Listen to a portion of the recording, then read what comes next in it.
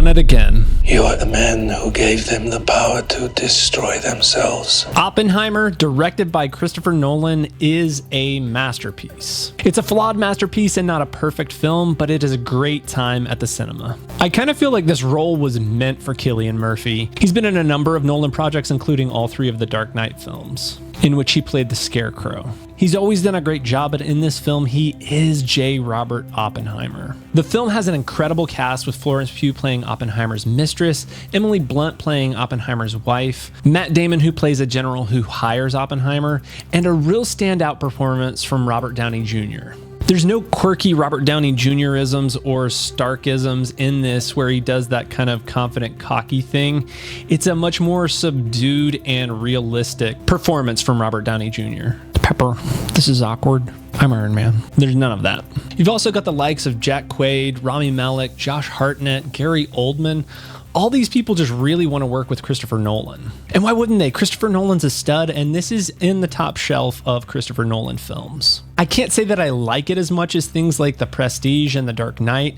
It is not as entertaining as those in terms of traditional entertainment with big explosions and a lot of action going on in this movie. It is very dialogue heavy. So this movie is not a casual popcorn flick, let's text during the movie kind of thing. You're going to miss things if you're doing that, and you're going to miss things even if you don't do that. Even if you have a really good understanding of the history of World War II, the atom bomb, and the events surrounding J. Robert Oppenheimer, you still might find that there are places where you get lost. And part of that is because the cast is so robust. There are so many characters and so many things happening in very quick succession that it's hard to understand who they're talking about.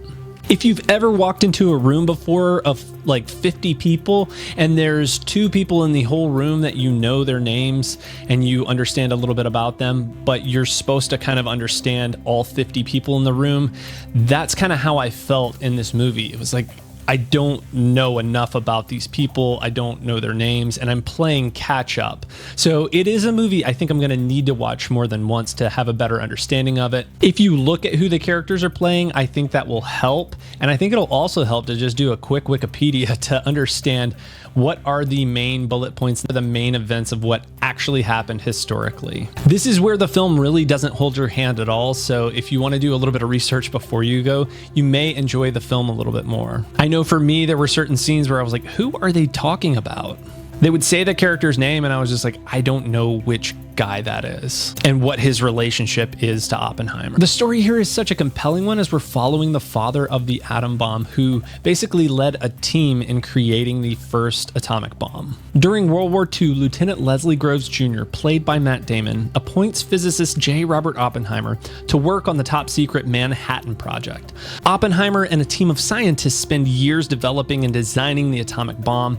Their work comes to fruition on July 16th, 1945, as they witness the world's first nuclear explosion, forever changing the course of history. It's amazing that we've not seen someone tackle this story before now. And Christopher Nolan does it with such precision. His decision to use practical effects over CG did present a lot of challenges for him, but man, it looks so much better in the final product because everything is real that we're seeing. The film was shot entirely on large format IMAX 65mm film stock. It is said that the film reel for Oppenheimer is 11 miles long and 600 pounds. They probably need a team of like 5 or 6 people just to get one reel going for one theater. With the film being 3 hours long, it does have times where it feels slow. Part of that is due to the dialogue heavy nature of the film, and another part of that is due to the fact that sometimes there will be what feels like a very important event that feels like it gets brushed over slightly. I found myself trying to figure out the dynamic between certain characters, and that was a little bit difficult to decipher as well. It's something that I think could be cleared up on multiple viewings, but as a first-time viewer, I did find myself at moments feeling very confused. And I wasn't the only one. I talked to some people after the movie and they felt a very similar way about it. But with all that being said, it doesn't detract too much from the overall experience and the enjoyment of what the movie is and what it's trying to say. So one really positive about this movie is I just can't stop thinking about it. I came home from the theater and went to sleep thinking about it. I woke up the next morning thinking about it, and it's just a movie that really sticks with you. It's a movie that made me feel a little bit lost at times, but it's also one that made me want to go back and see it again. I've got to marinate more on the film, but it's definitely in Christopher Nolan's top 5, maybe even top 3 films for me. The biggest problem with the film is that sometimes it can feel inaccessible, whether through dialogue, the number of characters, a lack of understanding of what happened historically. Some of those things can make it difficult to access the movie at times. I'm sure there's some smart cunts out there who are like, well, I understood all of it. Good. Good for you. Christopher Nolan's Oppenheimer is a brilliant film. It's worth checking out at the theater.